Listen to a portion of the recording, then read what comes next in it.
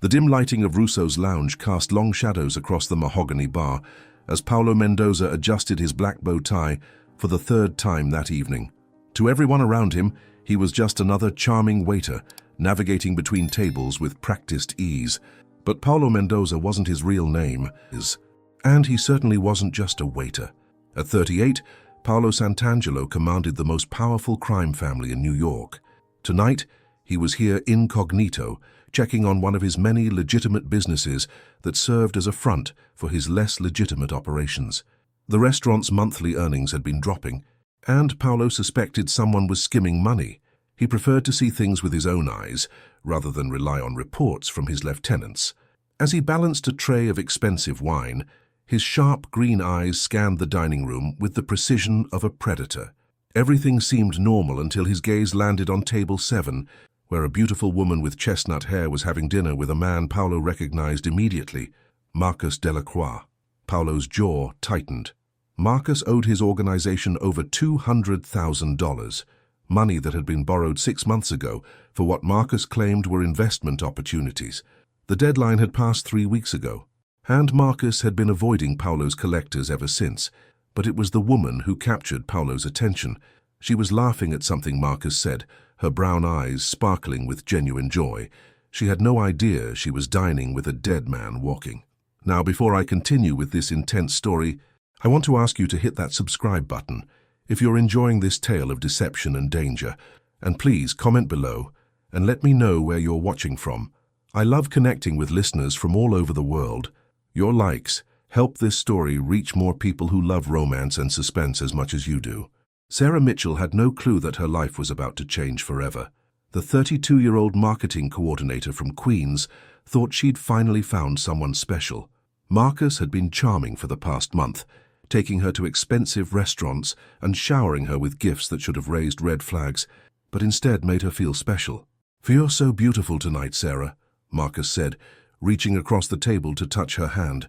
But Paulo noticed how Marcus's fingers trembled slightly, and sweat beaded on his forehead despite the restaurant's cool temperature. Paulo moved closer to their table, pretending to adjust the wine glasses on nearby tables. His trained ear caught fragments of their conversation. "I have a business opportunity coming up," Marcus was saying. "Something that'll set us up for life. Just need to take care of some loose ends first."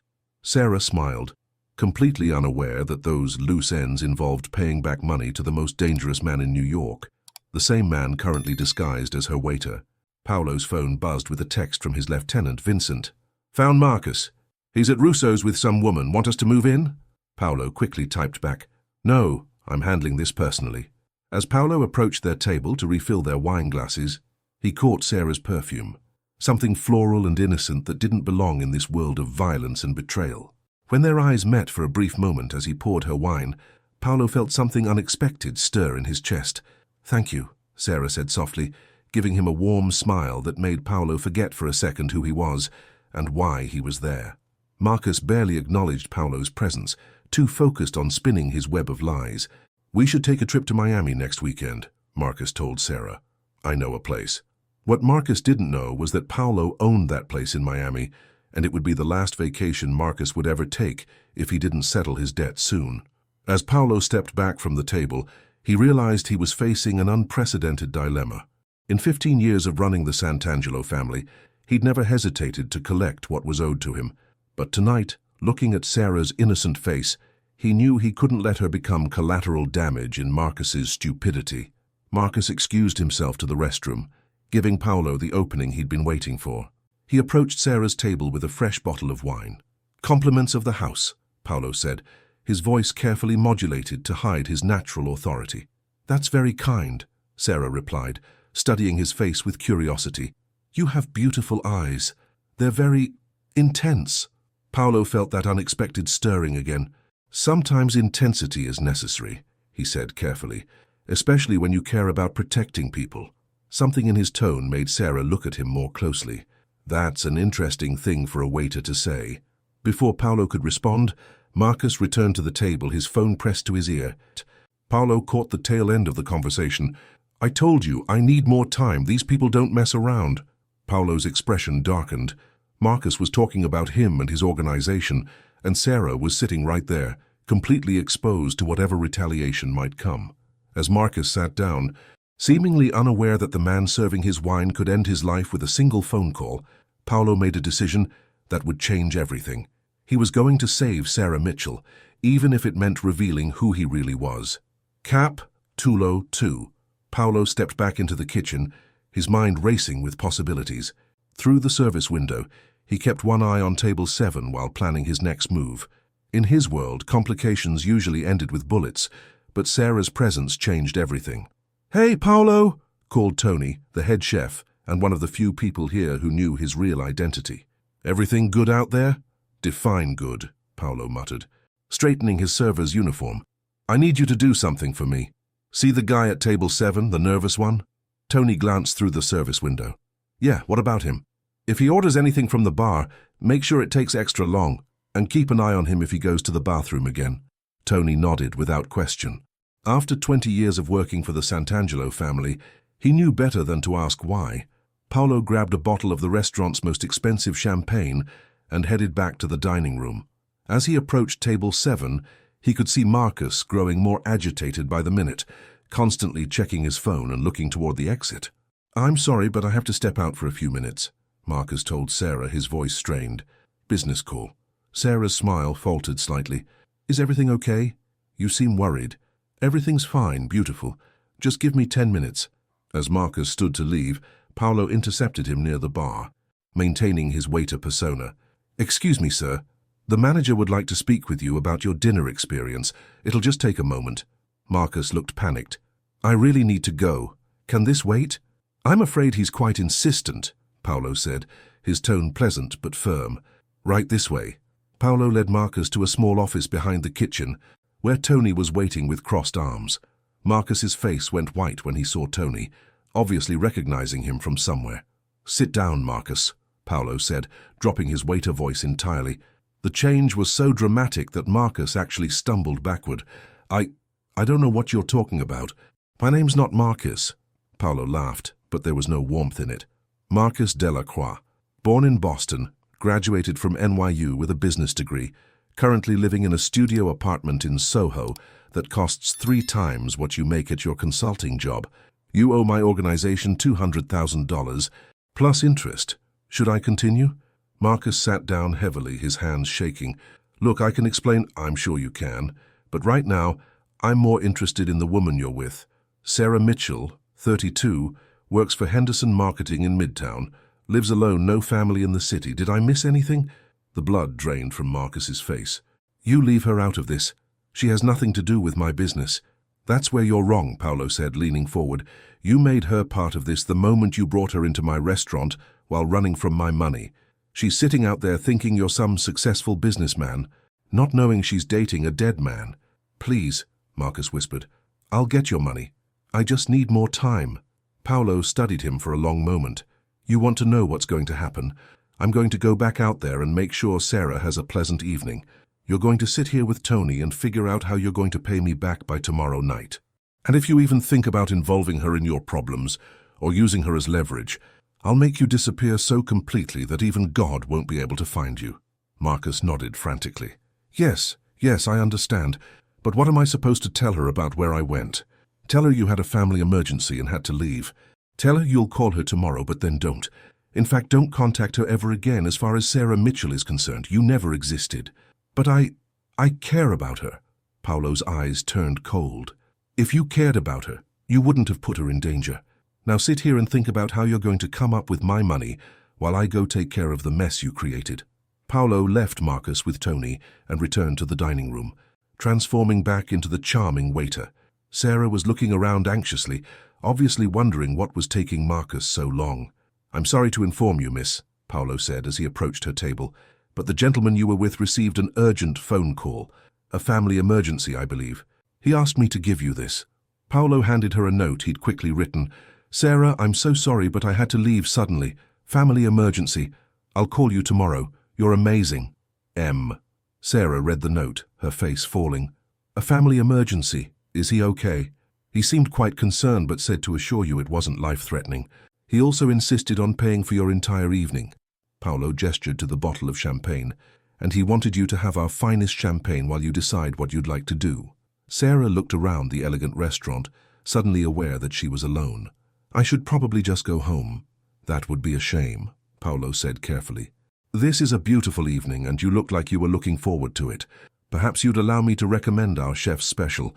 It's quite extraordinary. Something in his voice made Sarah look at him more closely again. You're very kind for a waiter. Most people in your position wouldn't care if a customer's date abandoned them. Paolo felt that stirring in his chest again. I'm not most people. Sarah studied his face, noting the expensive watch barely visible under his sleeve, the perfect posture, the way other staff members seemed to defer to him slightly. No, she said slowly, I don't think you are. For a moment, they looked at each other in silence and Paolo felt something he hadn't experienced in years. Genuine interest in someone who knew nothing about his power, his money or his reputation. What's your name? Sarah asked. Paolo, he said, which was at least partially true. Well, Paolo, I think I'll take you up on that recommendation, but only if you promise to tell me why a waiter has such expensive taste in watches. Paolo glanced down at his Rolex, mentally cursing himself for not thinking of such details. Family heirloom, he said smoothly. Sarah smiled and Paolo realized he was in trouble. For the first time in his adult life, he wanted to be honest with someone. But honesty would mean telling her that he'd just threatened her date's life and was currently one of the most wanted men in New York. Instead, he smiled back and decided to give her the best evening of her life, even if it had to be built on lies. Cap 203. Paolo found himself in uncharted territory as he served Sarah the chef's special, a perfectly prepared osso buco that Tony had outdone himself preparing. For a man who commanded empires and ordered lives ended with a phone call, making casual conversation with an innocent woman felt surprisingly challenging. This is incredible, Sarah said, taking another bite. I've never tasted anything like this. Tony's been perfecting that recipe for 20 years, Paolo replied, refilling her wine glass with practiced ease. He learned it from his grandmother in Sicily. You know the chef's background? That's dedication to customer service. Paolo realized he was revealing too much familiarity with the staff. I've worked here for a while. You get to know people. Sarah nodded, but her intelligent brown eyes suggested she was filing away these small inconsistencies. What about you? Have you always been in the restaurant business? The question was innocent enough, but Paolo felt like he was navigating a minefield. I've done various things: business consulting, import-export, hospitality. All technically true, though Sarah would probably be horrified to learn the specifics. Import-export sounds interesting. What kind of goods? Specialty items, high-end merchandise for exclusive clients. Also true, if you counted weapons and untraceable diamonds as specialty items.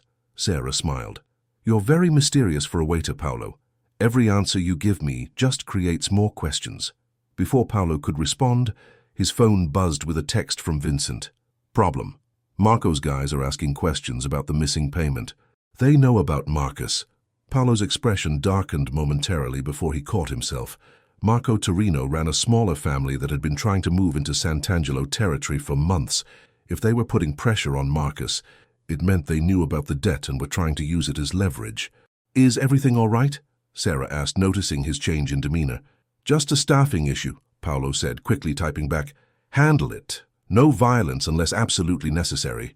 To Sarah, he added, kitchen emergency. Nothing serious. But even as he said it, Paolo knew the situation was getting complicated. Marco's involvement meant that Marcus wasn't just in debt to Paolo, he was caught between two crime families, which made him exponentially more dangerous to be around. You know, Sarah said thoughtfully, Marcus has seemed really stressed lately. He keeps getting these phone calls that make him nervous. Tonight wasn't the first time. Paolo's attention snapped back to her completely. What kind of calls? I don't know. He always takes them privately, but afterward he's always agitated and keeps looking over his shoulder, like he's expecting someone to follow him. This was worse than Paolo had thought. If Marcus had been fielding calls from Marco's people while dating Sarah, she was already more involved than she knew. Sarah, Paolo said carefully, has Marcus ever asked you for money, or to hold on to anything for him? She looked surprised by the question. No, nothing like that. Actually, he's been very generous. Almost too generous now that I think about it. Last week he bought me this necklace that must have cost more than I make in a month. Paolo felt cold dread settle in his stomach. Men like Marcus didn't suddenly become generous unless they were trying to buy loyalty or create obligations. "Do you have the necklace with you?" Sarah touched her throat self-consciously. "I'm wearing it." "Why?" Paolo leaned closer, pretending to refill her water glass while actually examining the necklace. What he saw made his blood run cold. The pendant was a distinctive diamond piece that he recognized from a jewelry store robbery 6 months ago, one that Marco's family had been suspected of orchestrating. "It's beautiful," he said, his mind racing. Marcus wasn't just in debt to both families. He was apparently fencing stolen goods for Marco while owing money to Paolo. And he'd given Sarah evidence of a federal crime to wear around her neck. "Paolo?" Sarah's voice brought him back to the present. "You look like you've seen a ghost." "I need to ask you something important," Paolo said, abandoning all pretense of being just a waiter. "And I need you to trust me, even though I know that sounds crazy." Sarah set down her fork, her expression becoming serious. "What is it?" "Marcus isn't who you think he is. The necklace he gave you, it's not just expensive, it's dangerous. There are people looking for it, and if they find out you have it, you could be in serious trouble." "What are you talking about? It's just a necklace." "Marcus said he bought it at Tiffany's." Paolo pulled out his phone and showed her a news article about the jewelry store robbery. "Does this look familiar?" Sarah stared at the photo of the stolen necklace, her face going pale as she realized it was identical to the one she was wearing. "Oh my God, you're saying Marcus gave me stolen jewelry?" "I'm saying Marcus is involved with some very dangerous people, and by giving you that necklace, he's made you a target." "But you're just a waiter," Sarah said weakly. "How do you know all this?" Paolo looked into her frightened eyes and realized his careful charade was crumbling. "Because I'm not just a waiter, Sarah, and right now, that might be the only thing standing between you and some very bad people." Before Sarah could respond, Paolo's phone rang. Vincent's name appeared on the screen, and Paolo knew from experience that Vincent only called during dinner service if someone was about to die. "I have to take this," Paolo said. "Don't move, don't talk to anyone, and whatever you do, don't leave this restaurant." As Paolo stepped away to answer the call, Sarah sat frozen at her table, her mind reeling. The handsome, mysterious waiter who had been so kind to her suddenly seemed like someone else entirely, and the necklace that had made her feel so special now felt like a noose around her throat. Through the restaurant's front window, she noticed a black sedan pulling up to the curb, and 2 men in expensive suits getting out. They were scanning the restaurant through the windows, and something about their predatory expressions made her blood run cold. Sarah looked down at the necklace and realized that her quiet life in Queens had just become infinitely more dangerous. "The Cap 204. We got a problem." "Boss?" Vincent's voice crackled through the phone. "Marco's boys just rolled up outside, 3 cars, at least 8 men. They're asking about a woman with a stolen necklace." Paolo's eyes immediately found Sarah through the kitchen doorway. She was still sitting at table 7, but he could see the tension in her shoulders as she noticed the black sedans outside. "How long do I have?" Paolo asked quietly. "Minutes, maybe less. They're already talking to the valet. Want me to bring in our guys?" Paolo weighed his options. A gunfight in his own restaurant would bring unwanted attention from law enforcement and put Sarah directly in the crossfire. But letting Marco's men take her wasn't an option either. "No, too much collateral damage. I need a clean extraction." "Boss, with respect, this is one woman. Cut her loose and let Marco deal with Marcus." It's worth it to me," Paolo cut him off. "Have Tony prep the back exit and get my car ready in the alley." Paolo ended the call and strode back to Sarah's table with purposeful calm. She looked up at him with wide, frightened eyes. "The men outside," she whispered. "They're looking for me, aren't they?" "Yes," Paolo said simply. "We need to leave. Now." "I don't understand any of this. Who are you, really?" Paolo made a split-second decision that went against every survival instinct he'd developed over 15 years. "My name is Paolo Santangelo. I own this restaurant and several others. I also run an organization that Marcus owes a lot of money to." Sarah's face went white. You're a criminal." "I'm many things," Paolo said, offering her his hand.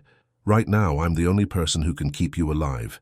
Those men outside don't want to ask you nicely about that necklace." As if on cue, the restaurant's front door opened, and 2 large men in dark suits entered. They had the look of professional enforcers, men who broke bones for a living and enjoyed their work. "Excuse me," one of them said to the hostess, his voice carrying a heavy Brooklyn accent. "We're looking for a young woman. Brown hair, might be wearing some nice jewelry." Paolo stood smoothly, blocking their view of Sarah. "Can I help you, gentlemen? I'm the manager." The lead enforcer looked Paolo up and down, taking in the waiter's uniform, but somehow sensing something more dangerous underneath. "Marco Torino sent us.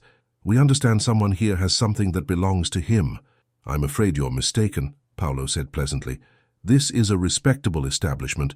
Perhaps you're thinking of somewhere else." The second enforcer stepped forward. "We ain't leaving without the girl. Friend, so why don't you step aside and let us handle our business?" Paolo's demeanor changed instantly. The polite manager disappeared, replaced by something cold and predatory. "I think there's been a misunderstanding. This is my restaurant, in my territory. Your boss should have called first." Recognition dawned in the lead enforcer's eyes. "You're Sant'Angelo." "I am. And you're trespassing." Behind Paolo, Sarah sat frozen, watching this transformation with a mixture of terror and fascination. The charming man who had served her wine was gone, replaced by someone who commanded respect through barely contained violence.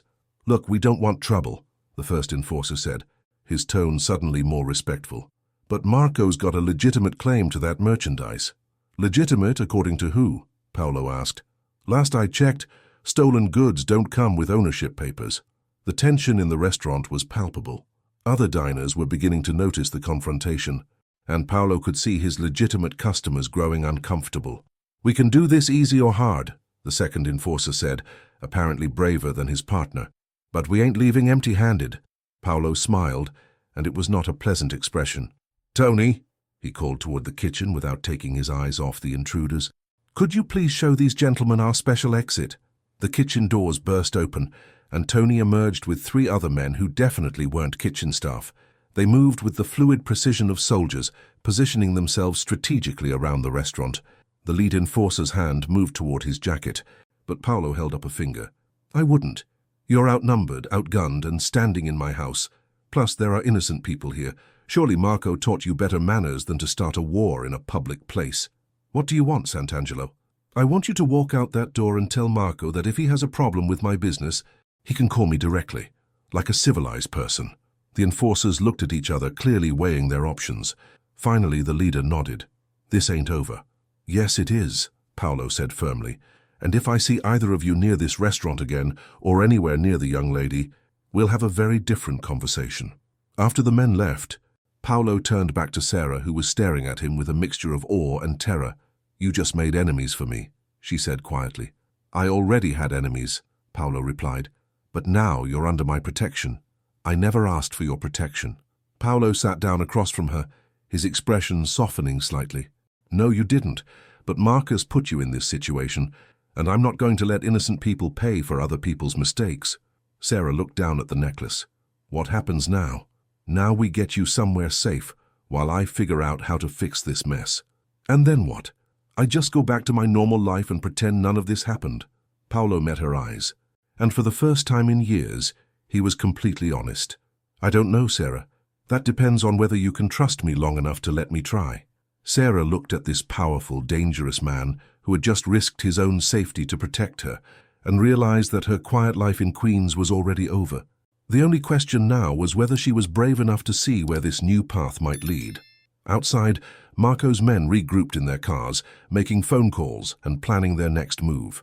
Paolo's protection had bought them time, but Sarah was beginning to understand that in this world, safety was always temporary. The war for her life had only just begun. Cap Tulo 5. The safe house was nothing like Sarah had expected. Instead of some grimy hideout from the movies, Paolo had brought her to an elegant penthouse apartment overlooking Central Park. Floor-to-ceiling windows offered a breathtaking view of the city lights, while expensive art decorated the walls. "This is where you live?" Sarah asked, setting down her purse on a marble countertop. "One of several places," Paolo replied, loosening his bow tie and shrugging out of his waiter's jacket. Underneath, he wore a perfectly tailored white dress shirt that emphasized his broad shoulders and the quiet confidence he carried like a second skin. Sarah found herself staring. Without the pretense of being a server, Paolo moved differently, like a predator comfortable in his own territory. Every gesture was economical and purposeful. "Are you going to tell me what's really going on?" she asked.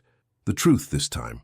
Paolo poured himself a glass of whiskey from a crystal decanter and offered one to Sarah, who shook her head. "The truth is complicated. I think I can handle complicated. I'm wearing stolen jewelry and being hunted by criminals. I'd say we're past simple.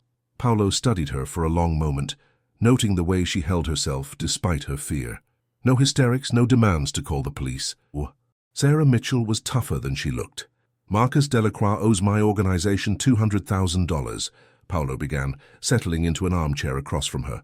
Money he borrowed 6 months ago for what he claimed were legitimate investments. Instead, he used it to buy into Marco Torino's operation. What kind of operation? Jewelry theft. Primarily. High-end pieces that get broken down and sold overseas. The necklace he gave you was part of a job that went sideways. 3 people died in that robbery, including a security guard with 2 kids. Sarah's hand went to her throat instinctively. Oh, God. Marco's been pressuring Marcus to return the original pieces as evidence of good faith. Instead, Marcus gave one to you and probably sold the others to pay off other debts. So both you and this Marco want the necklace back. Marco wants it back because it's evidence. I want you safe because... Paolo paused, surprised by his own honesty. Because you don't belong in this world, and I don't let innocent people get hurt on my watch. Sarah stood and walked to the window, her reflection ghost-like in the glass. What kind of man are you, Paolo, really? The kind your mother warned you about. She turned to face him. My mother died when I was 16. She never got the chance to warn me about anyone. The simple honesty of her words hit Paolo unexpectedly. I'm sorry. Don't be. I learned to take care of myself, but I've never been in anything like this before. She gestured around the luxurious apartment. I work in marketing. I have a studio apartment in Queens and a cat named Henderson. My biggest worry yesterday was whether to sign up for the premium cable package. Paolo found himself smiling despite the gravity of their situation. Henderson? After the company I work for. He's grey and grumpy and judges all my life choices. Sarah sat down on the couch, tucking her legs under her. Tell me about your real life, not the restaurant business part. You don't want to know about my real life. Yes, I do. You risked your own safety to protect me tonight. You could have just let those men take me and avoided a war with this Marco person. Why didn't you?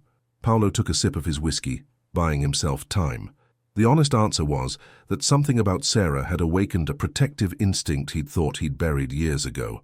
But admitting that would mean acknowledging that she'd somehow gotten under his carefully constructed defenses in the span of a few hours. I became head of my family when I was 23, he said finally. My father was killed by rivals who thought youth meant weakness. I spent 15 years proving them wrong. How? By being smarter, more ruthless, and more strategic than anyone expected. By turning a mid-level operation into the most powerful organization in New York. By making sure that anyone who threatened my people paid a price that made others think twice. Sarah absorbed this information quietly. Have you ever killed anyone? The question hung in the air between them.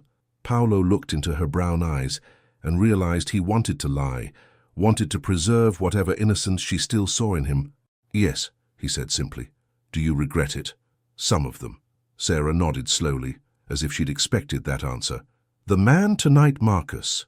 Are you going to kill him? That depends on whether he tries to make this worse than it already is. And me? What happens to me when this is over? Paolo set down his glass and leaned forward. That's your choice, Sarah. I can make sure you're safe, set you up with a new identity if necessary. You can go back to your life in Queens or start over somewhere else. Whatever you want. What if what I want doesn't make sense? What do you mean? Sarah met his eyes and Paolo saw something there that made his pulse quicken. What if I don't want to go back to my old life? What if I want to understand this world you're from? What if I want to understand you? The admission hung between them like a live wire. Paolo felt the careful distance he maintained from everyone beginning to crumble. You don't know what you're asking, he said quietly. Maybe not, but I know what I felt tonight when you looked at me across that restaurant table. I know what I'm feeling right now, sitting here with you. Paolo stood abruptly, walking to the window, as if putting physical distance between them could restore his equilibrium. I'm not a good man. Sarah, I've done things that would horrify you. I live in a world where people die for owing money or showing disrespect, where loyalty is bought with fear and maintained through violence. Is that all you are? Sarah asked, rising and moving closer to him. Because the man who saved me tonight, who risked his own safety to protect someone he barely knew, that man seemed like more than just violence and fear. Paolo turned to face her, and the vulnerability in her expression nearly undid him. "Sarah, I know this is crazy. I know I should be terrified of you. I know I should take whatever protection you're offering and disappear.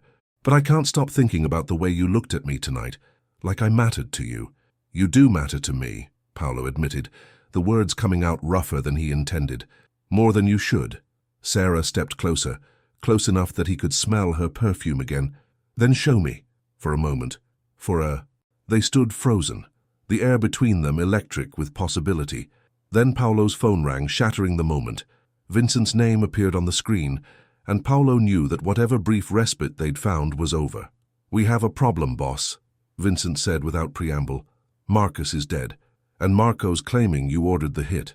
"Cap Tulo 6. Paolo's expression went cold as stone. "When?" 20 minutes ago, single gunshot to the head in the parking garage of his apartment building. Professional job. And get this, he was carrying a briefcase full of Marco's stolen jewelry when they found him. Sarah watched Paolo's face transform as he processed this information. The man who had been looking at her with such vulnerability moments before was gone, replaced by someone calculating and dangerous. "Marco set this up," Paolo said into the phone. "Kill Marcus, frame me for it, and recover his merchandise all at once." "That's what I'm thinking. But here's the problem. Marcus was found with one of our business cards in his wallet, the kind we only give to people who owe us money." Paolo cursed under his breath. "How many people know about this?" "Too many. The police found the body an hour ago. Word's already spreading through the families that you executed a debtor in Marco's territory." Sarah felt the blood drain from her face as the implications hit her. "They're going to blame you for his death." Paolo covered the phone. "It's more than that. In our world, killing someone in another family's territory without permission is an act of war." "Boss," Vincent continued, "Marco's calling for a sit-down. Tonight. Says if you don't show, he's taking it as an admission of guilt. And if I do show, it's probably a trap. Probably. But refusing will make you look guilty to the other families. They'll see it as you being afraid to face the music." Paolo ran a hand through his dark hair, his mind working through the possibilities. "Set it up. Neutral ground. Torino's restaurant on Mulberry Street. 1 hour. You sure about this?" "Boss, we could just go to war. Might be cleaner." "War means bodies. Bodies mean police attention. Police attention means everyone loses money. Set up the meet." Paolo ended the call and found Sarah staring at him with wide eyes. "You're walking into a trap," she said. "Probably. Then don't go." Paolo almost smiled at the simple logic of her suggestion. "If I don't go, Marco wins by default. The other families will assume I'm guilty, which means I lose their support. Without that support, my organization becomes vulnerable to takeover attempts." "I don't understand this world," Sarah said, frustration clear in her voice. "Someone dies, and instead of calling the police, you have meetings. Instead of justice, you have politics. Justice is a luxury, Sarah. In my world, we have survival and power. Everything else is negotiable." Sarah moved to the window, looking out at the city lights. "Marcus is dead because of me, because he gave me this necklace. Marcus is dead because he made stupid choices and thought he could play two families against each other. You're just collateral damage. That doesn't make me feel better." Paolo joined her at the window, close enough to see her reflection beside his in the glass. "It shouldn't, but it's the truth. What happens to me now? If you go to this meeting and something happens to you?" The question revealed her fear, and Paolo realized she was more worried about him than herself. "Vincent will make sure you're safe. New identity, relocation, whatever you need." "I don't want Vincent's protection," Sarah said quietly. "I want yours." Paolo turned to look at her directly. "Why?" "Because an hour ago you were ready to kiss me. Because I've never felt about anyone the way I felt about you tonight. Because even knowing what you are, what you do, I trust you more than I've ever trusted anyone." "Sarah, don't tell me it's impossible," she interrupted. "Don't tell me I don't understand. I know this is insane. I know I should be terrified, but I'm not. When I'm with you, I feel alive. More alive than I've felt in years." Paolo stared at her, seeing his own conflicted emotions reflected in her eyes. "If something happens to me tonight—" "Nothing's going to happen to you tonight," Sarah said firmly, "because you're smarter than they are, and you're going to figure out how to win." "How can you be so sure?" "Because you saved me. Because you're still saving me. Men who are capable of that don't lose to men like Marco." Paolo felt something shift inside his chest, a warmth he hadn't experienced since he was a child. You have more faith in me than I deserve. Maybe. But faith isn't about deserving. It's about believing. Paolo's phone buzzed with a text from Vincent. Cars ready. Security team in position. I have to go, Paolo said. Sarah nodded, then surprised him by reaching up and straightening his tie. The gesture was so domestic, so normal that it felt surreal in the context of everything else happening. Promise me something, she said. What? Promise me you'll come back because I'll be waiting here for you. Paolo looked down at her face, memorizing every detail, the curve of her cheek, the determined set of her jaw, the way her brown eyes seemed to see straight through to his soul. I promise, he said, meaning it more than any words he'd ever spoken. Then he leaned down and kissed her, soft and careful and full of all the things he couldn't say. When they broke apart, Sarah's eyes were bright with unshed tears. Come back to me, Paolo Santangelo, she whispered. Count on it, Sarah Mitchell. As Paolo prepared to leave for what might be the most dangerous meeting of his life, he realized that for the first time in 15 years, he had something worth coming home to. The question was whether Marco Torino would let him live long enough to find out what that might mean. Capitulo 7. Torino's restaurant sat in the heart of Little Italy like a monument to old-world tradition. Red brick facade, checkered tablecloths visible through the windows, and the kind of authentic Italian atmosphere that tourists loved and wise guys used for exactly these kinds of meetings. Paolo arrived precisely on time, Vincent and 2 other men flanking him as they entered the restaurant. The civilian diners had been cleared out, leaving only Marco's people and a few neutral observers from other families' insurance that whatever happened here would be witnessed and reported accurately. Marco Torino sat at a corner table, a man in his 50s with graying hair and the soft appearance of someone who had let success make him comfortable. But Paolo knew better than to underestimate him. Marco had survived 30 years in this business by being ruthless when necessary and diplomatic when profitable. Paolo, Marco said, standing to greet him with a handshake that was firm but not aggressive. Thank you for coming. Marco, you said you wanted to discuss Marcus Delacroix. Sit. Please, let's handle this like civilized men. They sat across from each other, their respective crews taking positions around the restaurant. Paolo noticed that Marco had brought more men than usual, not quite enough to suggest an ambush, but enough to send a message. First, Marco said, let me express my condolences. I understand Marcus owed you a significant amount of money. His death must have been frustrating from a business perspective. Paolo kept his expression neutral. I'm more concerned about the circumstances of his death and the accusations that seem to be circulating. Yes, those accusations. Marco signaled to one of his men, who brought over an evidence bag containing several pieces of jewelry. These were found with Marcus's body. Do you recognize them? Paolo examined the pieces without touching them. They were clearly from the same set as Sarah's necklace, an elaborate collection that had probably been worth close to $1 million before being broken up. They appear to be stolen merchandise, Paolo said carefully. Merchandise that was stolen from a job my organization was planning. Merchandise that Marcus should have returned to me weeks ago. I wasn't aware Marcus was working for you. Marco's smile was thin. He wasn't. He stole from me just like he stole from you. The difference is, I wanted my property back. You apparently wanted him dead. I don't kill people over money, Marco. It's bad for business. No? Then explain this. Marco produced a photograph, a surveillance image of Paolo entering Marcus's apartment building 3 days earlier. Paolo studied the image, his mind racing. He had visited Marcus's building, but only to deliver a warning about the approaching deadline for his debt. I went to remind him that his payment was overdue, perfectly legitimate collection activity. At 3 in the morning. I work unusual hours. The exchange was becoming more tense, and Paolo could sense Vincent shifting behind him, ready for violence. But Paolo also noticed something else. One of the neutral observers was taking notes, and another was recording the conversation on his phone. This wasn't just about Marco's accusations. It was about establishing a narrative for the other families. Let me propose an alternative scenario, Paolo said. Marcus was playing both of us. He owed me money and owed you merchandise. He got desperate and tried to solve both problems by fencing your jewelry to pay off his debt to me. When that didn't work, he panicked. Go on. Someone found out about his plan and decided to eliminate the problem. Kill Marcus, frame me for it. Recover the stolen goods and damage my standing with the other families all in one move.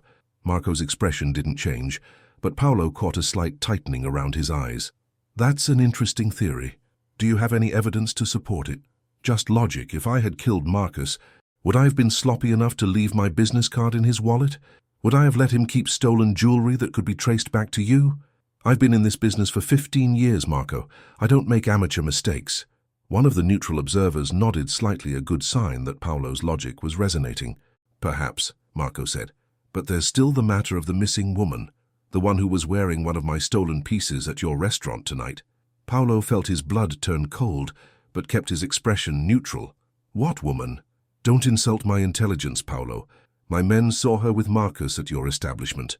They also saw you refuse to turn her over to me. I don't turn over civilians to anyone without cause. Bad for public relations. She's wearing my property. If that's true, it's a matter for the police, not family business. Marco leaned forward. You're protecting her. Why? The question hung in the air like a loaded gun. Paolo could feel everyone in the restaurant waiting for his answer, knowing that whatever he said next would determine whether this ended in negotiation or blood. Because, Paolo said carefully, she's an innocent, a civilian who got caught up in Marcus's schemes without knowing it. Protecting innocence is how we maintain our separation from the animals. It was the right answer, one that appealed to the old-school codes that men like the neutral observers still respected. But Marco's expression suggested he wasn't buying it. Nonetheless, I want her turned over to me, along with my property. And I want evidence that you didn't orchestrate Marcus's death to frame me and start a war, Paolo replied. We can't always get what we want. The tension in the room ratcheted up another notch. Vincent's hand moved slightly toward his jacket, and several of Marco's men mirrored the gesture. But before anyone could draw a weapon, Paolo's phone rang. He glanced at the screen and felt his heart stop. It was Sarah's number. Excuse me, Paolo said, standing. I need to take this. Paolo? Sarah's voice was strained, frightened. I'm sorry to call, but there are men outside the building. They've been there for 20 minutes, just watching. Paolo's eyes found Marco across the restaurant, and he saw something like satisfaction in the older man's expression. How many men? Paolo asked quietly. 3 cars, maybe 8 or 9 men total. Paolo looked directly at Marco. If anything happens to her, this meeting is over, and we settle this the old way. Marco spread his hands innocently. I have no idea what you're talking about. But Paolo was already moving toward the exit, Vincent and his men falling in behind him. The meeting had been a setup from the beginning, a way to get Paolo away from Sarah while Marco's men moved into position. As they burst out of the restaurant, Paolo's phone rang again. This time it was Vincent's lieutenant calling from the safe house. Boss, we got problems. Multiple vehicles. Professional setup. They haven't moved yet, but they're definitely here for the girl. Paolo's carefully maintained control finally cracked. If they touch her, I'll burn this city down. What are your orders? Paolo looked back at the restaurant where Marco was probably laughing at how easily he'd been outmaneuvered. Then he thought about Sarah, alone and frightened in his apartment while killers circled outside. Go to war, Paolo said, and make sure everyone knows why. Capitulo 8. The ride back to the penthouse took 12 minutes, the longest 12 minutes of Paolo's life. Vincent drove, while constantly coordinating with their security teams through his earpiece, and Paolo sat in the passenger seat watching the city blur past while his mind raced through contingencies. Talk to me, Paolo said into his phone, connected to the surveillance team watching his building. 9 men total, 3 vehicles, came the response. Professional setup, they've got the main entrance, service entrance, and garage covered, but they're not moving. Looks like they're waiting for something. Waiting for confirmation that I'm not coming back, Paolo realized. Marco wants me to either abandon Sarah or walk into an ambush trying to save her. Smart play, Vincent admitted grudgingly. Either way, he wins. Paolo's jaw tightened. We'll see about that. What's our tactical situation? Our guys are in position on the surrounding buildings. If we move fast, we can take them, but it'll be messy. I don't care about messy. I care about Sarah being alive when it's over. Boss, Vincent said carefully, I have to ask. Is this woman worth starting a war over? Because that's what this is, full-scale conflict with Marco's family and whoever's backing him. Paolo thought about Sarah's face when she'd asked him to come back to her, about the way she'd straightened his tie like they were a normal couple facing a normal evening, about the trust in her eyes when she'd said she believed in him. Yes, he said simply, she's worth it. Vincent nodded, having worked for Paolo long enough to recognize when his boss's mind was made up. Then let's go get her. They pulled into the underground garage of an adjacent building, one that Paulo owned through a shell company. His men had already secured the area, and within minutes Paulo was looking at building blueprints and coordinating what amounted to a military operation in the heart of Manhattan. "Sarah's on the 20th floor," Paulo said, pointing to the penthouse layout. "Marco's men are positioned here, here, and here. We go in through the roof and work our way down." "What about the girl?" asked Tony, who had arrived with additional backup. "She's a civilian. She might panic, do something unpredictable." Paulo pulled out his phone and called Sarah's number. She answered on the first ring. "Paulo, thank God, are you okay?" "I'm fine, listen to me carefully. The men outside, they're not police or federal agents. They're there to hurt you, but I'm coming to get you." "How?" "They're watching everything. Trust me. I need you to go to the bedroom and lock the door. Get in the walk-in closet and stay there until you hear my voice, understood?" "Paulo, I'm scared. I know, but I'm not going to let anything happen to you. I promised I'd come back, remember?" "I remember." "Then trust me. 20 minutes. Maybe less." Paulo ended the call and looked around at his assembled team. "Gentlemen, we're going to send a message tonight. Anyone who threatens what's mine pays a price that makes others think twice." They moved through the building like ghosts, Paulo's years of military-style training evident in every tactical decision. His men were professionals who had followed him through dozens of operations, but tonight felt different. Tonight, their boss was fighting for something more than territory or money. The roof access was unguarded. Marco's men had focused on the obvious escape routes, but hadn't considered that Paulo might own half the block. They rappelled down to the penthouse balcony, finding it empty. "2 guards in the hallway outside the apartment," Vincent whispered, checking the surveillance feed from inside the building. 4 more in the lobby, 3 in the garage. Take the hallway guards first. Silent. Paulo watched through the penthouse windows as his men moved with lethal efficiency. The guards never saw them coming. Inside the apartment, Paulo could hear voices. Marco's men had somehow gotten inside. "Where is she?" one of them was asking. "Check the bedroom again," came the response. "Marco wants her alive, but if she's not here, we torch the place and send a message." Paulo's blood went cold. Sarah was hiding in the bedroom closet, while armed men searched for her. He signaled to Vincent, who positioned himself at the front door, while Paulo moved toward the bedroom. Through the crack under the door, he could see movement, at least 2 men inside. "She's got to be here somewhere," one of them said. "Her purse is still on the counter." Paulo testing the bedroom door handle and found it locked. Sarah had followed his instructions, but the men inside were getting frustrated, and frustrated men made dangerous decisions. "Break down that closet door," one of them ordered. That was enough. Paulo kicked in the bedroom door, his gun already drawn. 2 men spun toward him, reaching for their weapons, but Paulo was faster. 2 shots, center mass. Both men dropped. "Sarah," Paulo called out, "it's me. You're safe." The closet door opened slowly, and Sarah emerged, pale but unharmed. When she saw Paulo, she ran to him, and he caught her in his arms, holding her tightly. "I told you I'd come back," he murmured against her hair. "The other men." "Being dealt with," Paulo said, as the sound of suppressed gunfire echoed from other parts of the building. "It's over." But even as he said it, Paulo knew it wasn't over. This was just the opening move in what would become a war. Marco had forced his hand, and now there would be consequences that rippled through every family in New York. "Paulo," Sarah said, pulling back to look at him, "there's something I need to tell you.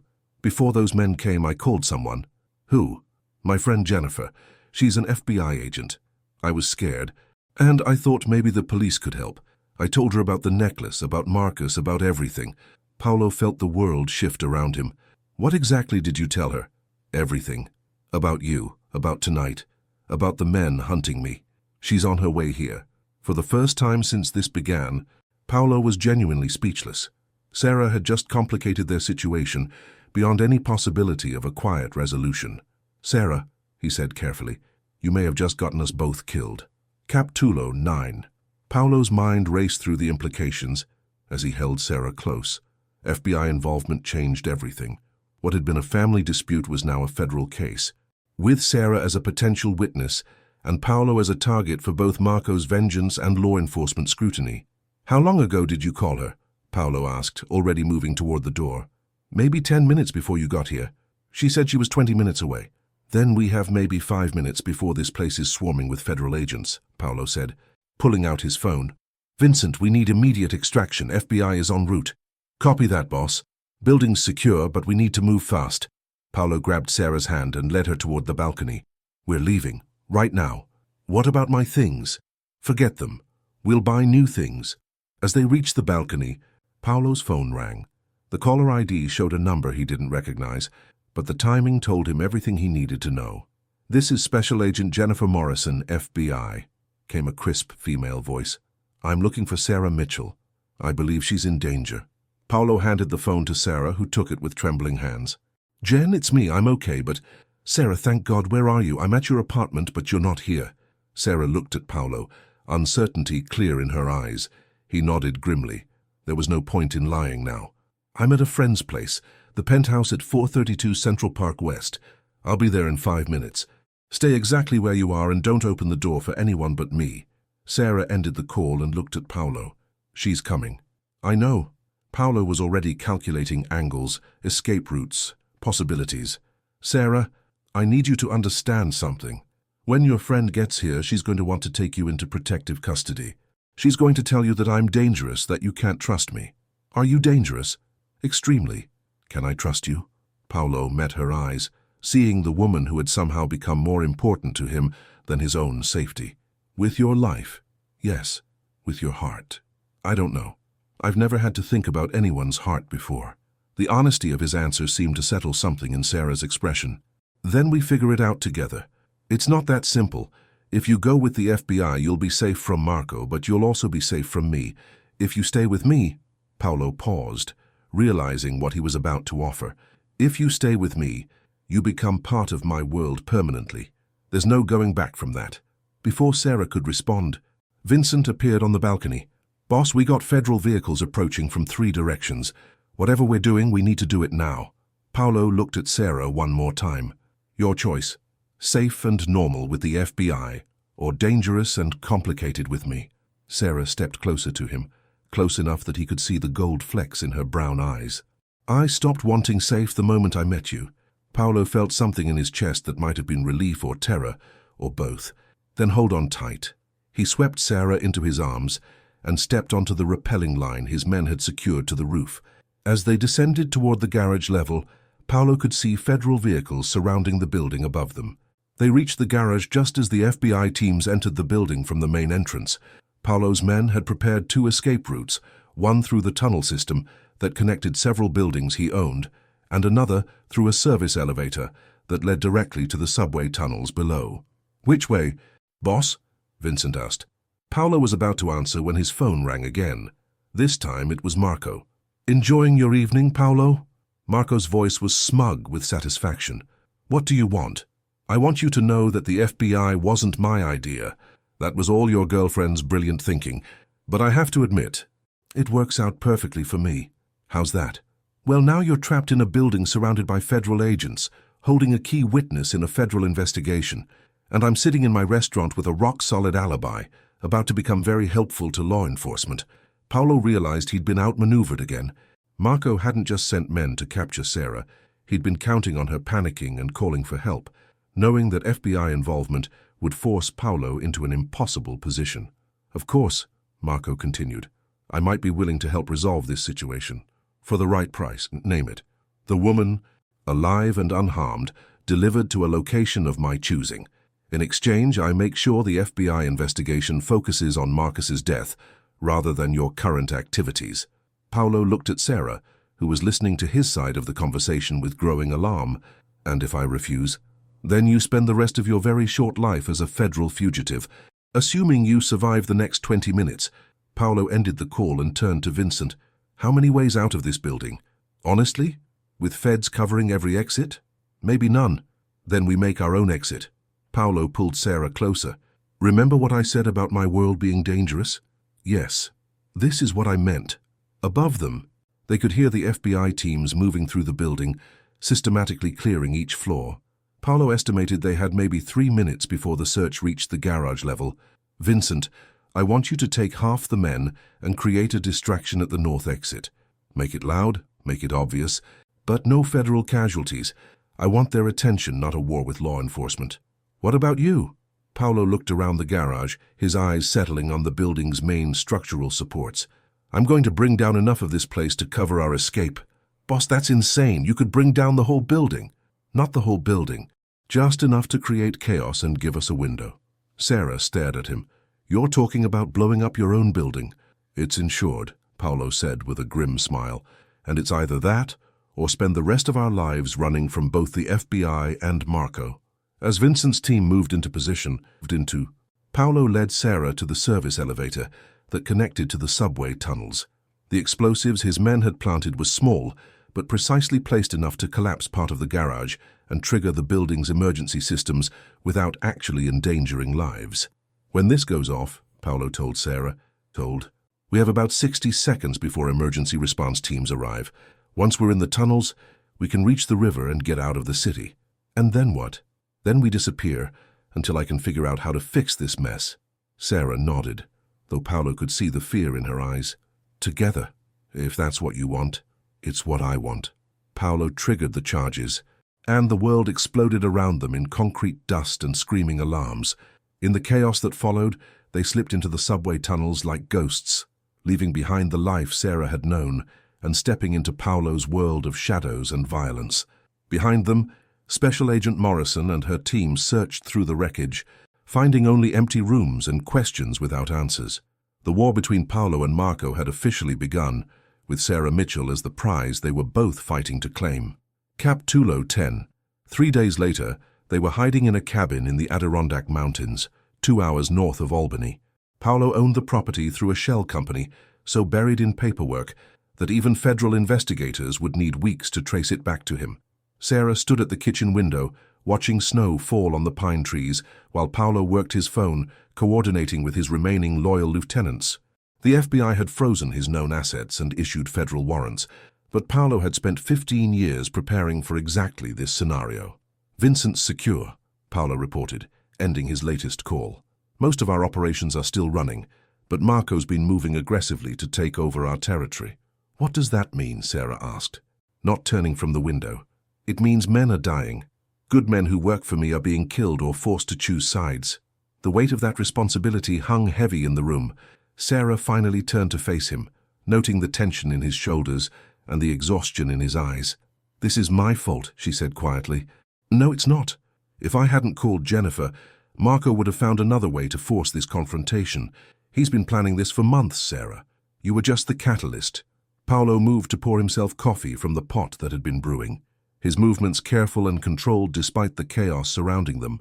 In the 3 days they'd been here, Sarah had watched him orchestrate a criminal empire from a mountain cabin while federal agents hunted him across 3 states. I talked to my contact in the FBI, Paolo said, settling into a chair across from her. The one who keeps me informed about federal investigations.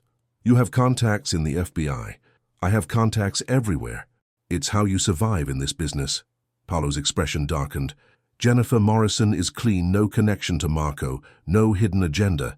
She genuinely wants to protect you. But the investigation into Marcus's death has expanded. They found connections between his finances and several other crimes. Your necklace is now evidence in a federal racketeering case that spans 5 states. Sarah touched her throat instinctively, though she'd given Paolo the necklace days ago. What does that mean for us? It means they want you as a witness. And it means they want me for conspiracy, money laundering, and about a dozen other federal charges. The reality of their situation settled over them like a weight. They couldn't run forever, couldn't hide in mountain cabins while Paolo's empire crumbled and good people died. There's something else, Paolo said, his voice carefully neutral. Marco made contact. He wants to meet. Sarah felt cold dread settle in her stomach. You're not going. I have to. He's offering a deal. What kind of deal? Paolo met her eyes, and Sarah saw something there that terrified her resignation, like a man who had already accepted his fate. You in exchange for calling off his cooperation with the FBI. He gets what he wants, you get federal protection, and I get a clean death instead of life in prison. The words hit Sarah like physical blows. No, absolutely not. Sarah, no. She stood abruptly, anger replacing fear. You don't get to make that decision for me. You don't get to trade your life for mine without asking me. What's the alternative? Keep running until they catch us? Watch more of my people die while Marco takes everything I built? Fight back, Sarah said fiercely. "You're Paolo Santangelo. You built the most powerful organization in New York. Fight back. With what? Half my men are dead or scattered. My assets are frozen. The FBI is hunting me, and Marco has both legal and illegal backing." "With me," Sarah said, moving closer to him. "You fight back with me." Paolo stared at her, seeing the determination in her expression. "You don't understand what you're saying." "I understand perfectly. You saved my life. You protected me when you could have just walked away. You chose me over your own safety." Sarah sat down across from him, taking his hands in hers. "Now let me choose you. Sarah, this isn't some romantic movie. This is real life, with real consequences. If we do this, if we fight back, people will die. Innocent people might get hurt. And if we don't fight back, you'll die. And I'll spend the rest of my life knowing I let that happen." Paolo searched her face, looking for any sign of doubt or fear. What he found instead was a strength he hadn't expected, the same strength that had allowed her to survive 3 days in his world without breaking. "If we do this," he said slowly, "there's no going back. You'll never be Sarah Mitchell from Queens again. You'll be my partner, my equal, my—" He paused, struggling with words he'd never said to anyone. "Your what?" "My everything," he admitted.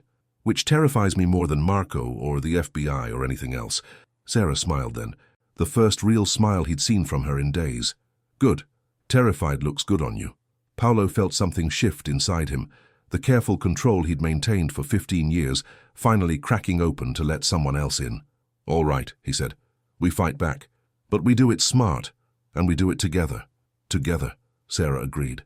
Paolo pulled out his phone and dialed Vincent's number. "Change of plans. Set up a meeting with our remaining allies, and get me everything you can find on Marco's current operations." "Boss? You sure about this?"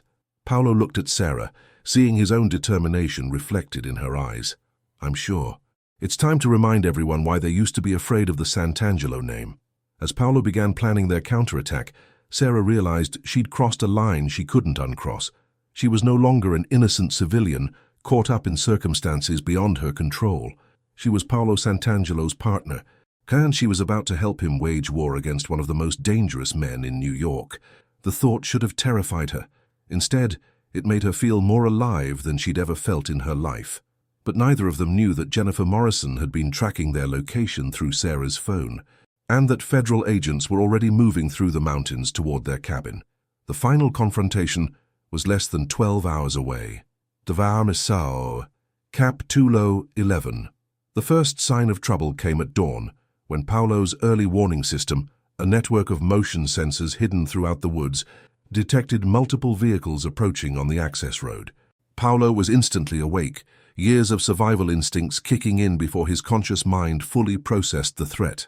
"Sarah," he said quietly, gently shaking her awake, "we have company." She came awake immediately, no longer the woman who had panicked at the first sign of danger days ago. "How many?" Paolo checked his security monitors, counting vehicles and heat signatures. 8 vehicles, maybe 30 people. Too many for Marco's people, too organized for locals. FBI? Has to be. Paolo was already moving, grabbing weapons and emergency supplies from hidden caches throughout the cabin. "Your friend Jennifer must have tracked us somehow." Sarah felt a stab of betrayal, though she knew logically that Jennifer was just doing her job. "My phone? Probably. I should have thought of that." Paolo handed her a bulletproof vest and a pistol. "Do you know how to use this?" "I took classes after my apartment was broken into last year," Sarah said, checking the weapon with surprising competence. "I'm not helpless, Paolo. I know, but this is different from a shooting range." Through the windows they could see black SUVs taking positions around the cabin, professional and methodical. No sirens, no shouting. This was a tactical operation designed to capture or kill them efficiently. "Mr. Santangelo," a voice echoed through a bullhorn. "This is Special Agent Morrison, FBI. The cabin is surrounded. Come out with your hands visible and no one gets hurt." Paolo moved to a window, staying out of sight while assessing their tactical situation. "Vincent," he said into his encrypted phone, "please tell me you're in position." "We're here, boss. 20 men in the woods around the federal perimeter. But if we engage, this becomes a federal incident that brings down heat on all the families." "Understood. Hold position unless I give the direct order." Paolo ended the call and looked at Sarah, who was checking her vest and weapon with calm efficiency. "You don't have to do this," he said. "You can walk out that door, surrender to your friend, And this ends for you. Does it? Sarah met his eyes. They want me to testify against you. They want me to help them destroy everything you've built. Is that how it ends for me? You'd be safe. I'd be a traitor. To you, to myself, to whatever this is between us. The bullhorn crackled again. Sarah Mitchell, I know you're in there. I'm coming in alone, unarmed. I just want to talk. Through the front window, they watched Jennifer Morrison emerge from behind one of the SUVs, hands visible, weapon holstered. She was a small woman in her 30s with short blonde hair and the bearing of someone accustomed to command. She's coming to the door, Sarah said. Let her come, Paolo replied, positioning himself where he could cover the entrance while remaining hidden. Jennifer knocked on the door, the sound echoing through the cabin like gunshots. Sarah, it's Jen, please just talk to me. Sarah looked at Paolo, who nodded. She opened the door but stayed behind it, using it as cover. Jen. Jesus, Sarah, are you okay? We've been worried sick. Jennifer's voice carried genuine concern. He hasn't hurt you, has he? No one's hurt me. Then come with me, right now. Walk away from this and let us handle Sant'Angelo. I can't do that. Jennifer's expression shifted, becoming more professional. Sarah, this man is a killer. He's responsible for at least a dozen deaths, including Marcus Delacroix. Whatever he's told you, whatever you think you feel for him, it's not worth dying for. That's not your decision to make. It is when you're harboring a federal fugitive. Jennifer's tone hardened. Sarah, I have a federal warrant for Paolo Sant'Angelo's arrest. If you don't come out, you become an accessory after the fact. I don't want to arrest you, but I will. Paolo stepped into view then, his hands visible but ready to move toward his weapon. Agent Morrison. Jennifer's hand moved instinctively toward her gun, but didn't draw it. Mr. Sant'Angelo, you're under arrest for conspiracy, racketeering, and about a dozen other federal charges. I'm sure I am. But I'm also curious about something. How did Marco Torino know you were coming for Sarah 3 nights ago? Jennifer's expression flickered slightly. I don't know what you're talking about. Marco had men positioned outside my building before Sarah ever called you. He knew federal involvement was coming. That suggests either remarkable coincidence or someone with access to FBI communications. You're paranoid. I'm alive, which in my business requires a certain amount of paranoia. Paolo stepped closer to the door. Tell me, Agent Morrison, how long have you known Marco Torino? I don't know Marco Torino. Really? Because my sources suggest otherwise. They suggest you've been building a case against my organization for 2 years, and that Marco has been very helpful in providing information. Sarah looked between them, seeing the tension ratchet up another level. Jen, is that true? Jennifer's pause was a fraction too long. Sarah, don't let him manipulate you. This is what these people do. They create doubt. They make you question everyone who's trying to help you. Except Sarah didn't need help until she got involved with Marcus, Paolo said. Marcus, who was working for Marco. Marcus, who gave Sarah stolen jewelry that Marco wanted back. All very convenient for your investigation, don't you think? You're suggesting I orchestrated this? I'm suggesting Marco orchestrated this, with help from someone who knew about ongoing federal investigations. The accusation hung in the air like poison. Sarah found herself studying her friend's face, looking for signs of deception she'd never thought to look for before.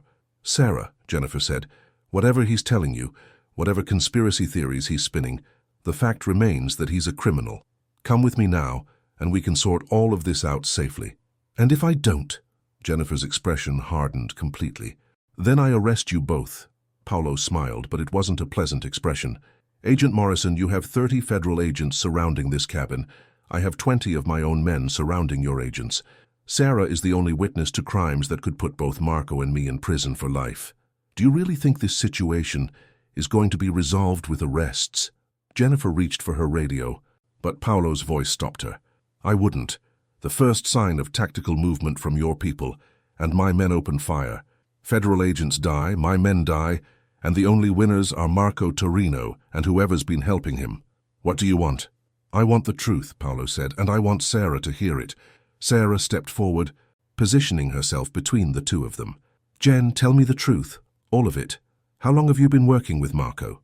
Jennifer looked at her oldest friend, seeing the woman she'd grown up with transformed into someone harder, more dangerous. 2 years, she admitted quietly. But Sarah, you have to understand. I understand perfectly, Sarah said, her voice cold. You used me. You used our friendship to get close to Paolo. I was trying to protect you by putting me in the middle of a war between criminals. Jennifer had no answer for that. In the silence that followed, Paolo made a decision that would change everything. Agent Morrison, he said, I'm going to make you an offer. One chance to walk away from this clean. I'm listening. Marco Torino killed Marcus Delacroix and framed me for it. He's been feeding you information to build a case against my organization while planning to take over my territory. Sarah was never supposed to survive this. She was supposed to die in the crossfire, eliminating the only witness who could contradict his story. You have proof of this, Paolo smiled. I have Marco. He's been trying to contact me for days, wanting to make a deal. I'm going to take that meeting, and I'm going to record him confessing to everything. That's insane. He'll kill you. Not if I have federal protection, Paolo said. I want to take down a real criminal? Help me get Marco. In exchange, I'll testify about his operations, provide evidence of his crimes, and disappear quietly. And Sarah. Paolo looked at the woman who had chosen his world over safety. Sarah makes her own choices. Jennifer stared at them both, realizing that her carefully planned operation had just become infinitely more complicated. Outside, 30 federal agents waited for orders, while 20 criminals watched them through rifle scopes, and somewhere in New York, Marco Torino prepared for a meeting that would determine who lived and who died. The final game was about to begin. Dramsur Capitulo 12. The meeting was set for midnight at the docks in Brooklyn Neutral Ground, where neither family had territorial advantage. Paolo arrived with Sarah and a minimal security detail, while FBI agents watched from concealed positions around the warehouse district. Marco came with twice as many men, clearly intending this to be Paolo's execution rather than a negotiation, but Paolo had expected that. You look tired, my friend, Marco said, as they faced each other in the empty warehouse. Perhaps you should have accepted my offer days ago. Perhaps you should have told me you were working with federal agents, Paolo replied, the recording device in his jacket capturing every word. Marco's expression shifted slightly. I don't know what you mean. Agent Morrison, your contact in the FBI, the one who's been helping you build a case against my organization while you positioned yourself to take over my territory. You're paranoid, Paolo. It's a weakness that's finally caught up with you. But Paolo saw the flicker of concern in Marco's eyes. Tell me, when did you decide to kill Marcus? Before or after you realized he'd given Sarah evidence of your jewelry operation? Marcus was a liability. He talked too much, owed too much, knew too much. And Sarah? Marco shrugged. Collateral damage. She was never supposed to survive this long. The admission was exactly what Paolo needed. Through his earpiece, he could hear Agent Morrison confirming that federal recording equipment was capturing the conversation. You framed me for Marcus's murder, Paolo continued, drawing out more confessions. I eliminated a problem and pointed the blame at my biggest rival, efficient. And the federal investigation? Marco smiled. Amazing what information you can provide to law enforcement when you want someone destroyed. Morrison was very grateful for my cooperation. In the FBI surveillance van, Jennifer Morrison felt sick as she listened to Marco casually admit to manipulating her investigation.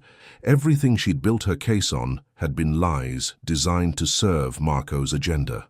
The only thing I didn't anticipate, Marco continued, was you developing feelings for the woman. That was unexpected.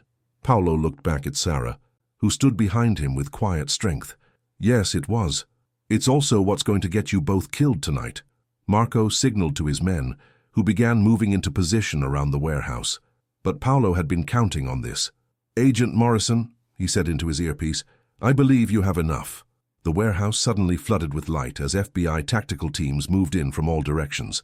Marco's men found themselves surrounded by federal agents with automatic weapons. Marco Torino, Jennifer's voice echoed through a bullhorn. You're under arrest for conspiracy, murder, and racketeering. But Marco wasn't finished. As federal agents closed in, he pulled a gun and pointed it directly at Sarah. How you think you're clever, Santangelo? You think you can walk away from this clean? The woman dies tonight one way or another. Time slowed to a crawl. Paolo saw Marco's finger tighten on the trigger, saw Sarah's eyes widen with fear, saw federal agents raising their weapons but knowing they wouldn't be fast enough. Paolo threw himself between the gun and Sarah just as Marco fired. The bullet caught Paolo in the chest, spinning him around and dropping him to the concrete floor. Sarah screamed, diving to his side as federal agents opened fire on Marco. Paolo! Sarah pressed her hands against the bleeding wound, trying to stop the flow of blood. "Stay with me. Don't you dare leave me now." Paolo looked up at her, seeing tears streaming down her face. "Worth it," he whispered. "Don't talk. Save your strength." Paramedics were already rushing into the warehouse, but Paolo could feel his strength fading. "Sarah, the recording—" "It's done. Marco confessed to everything. The FBI has it all." "Good." Paolo's voice was getting weaker. "That means you're free." "We're free," Sarah corrected. "Both of us. Together." Paolo managed a weak smile. "Together?" As the paramedics worked to stabilize him, Sarah held his hand and made a promise to herself. Paolo Sant'Angelo had saved her life in every way that mattered. Now she was going to save his. 6 months later, Paolo stood on the balcony of a villa in Tuscany, watching Sarah tend to the garden she'd planted in the spring. The federal government had honored their deal in exchange for his testimony against Marco Torino and several other criminal organizations. Paolo had been allowed to disappear with a new identity and a clean slate. Sarah joined him on the balcony, wiping dirt from her hands on a gardening apron. "Any regrets?" she asked. Paolo pulled her close, marveling at how natural it felt to hold her, how right everything seemed when she was in his arms. "About which part? Giving up an empire, walking away from 15 years of building power, or falling in love with a woman who turned my entire world upside down? Any of it. All of it." Paolo kissed her forehead, breathing in the scent of sunshine and jasmine that always seemed to surround her now. "Not one regret. You." Sarah looked out over the rolling hills of Tuscany, thinking about her old life in Queens that seemed like a dream from someone else's existence. "I regret not meeting you sooner. If you'd met me sooner, you would have met a different man. Someone harder, more dangerous, less capable of love. Maybe. Or maybe you would have found your humanity sooner." Paolo laughed, the sound rich and free in a way it had never been during his years as a crime boss. "You give me too much credit, and you don't give yourself enough." As the sun set over the Italian countryside, Paolo reflected on the strange path that had brought them here. A chance encounter in a restaurant, a moment of protective instinct, a decision to trust a stranger, small choices that had changed everything. "Paolo," Sarah's voice brought him back to the present. "Yes? I love you. I love you too." They were simple words, but they carried the weight of everything they'd been through together. The violence and fear, the impossible choices and dangerous gambles, the moment when Paolo had taken a bullet meant for her, and she'd realized she would rather die than live without him. Marco Torino was serving life in federal prison. Agent Morrison had been cleared of any wrongdoing and commended for her work in bringing down his organization. The Sant'Angelo crime family had dissolved, its remaining members absorbed by other organizations or disappearing into legitimate businesses. And Paolo Sant'Angelo, former Mafia boss, feared criminal. Dangerous man had found something he'd never believed possible: peace. "Mrs. Sant'Angelo," he said, using the name from their new identities. "Yes, Mr. Sant'Angelo? What should we have for dinner?" Sarah laughed, the sound carrying across the garden like music. "Something simple, something normal." "I love normal," Paolo said, meaning it completely. "Good," Sarah replied, "because we have the rest of our lives to figure out what normal means for us." As stars appeared in the darkening sky, they went inside together, two people who had found each other in the most unlikely circumstances and chosen love over safety, trust over fear, and hope over the darkness that had once defined their lives. The story of Paolo and Sarah was complete, but their life together was just beginning.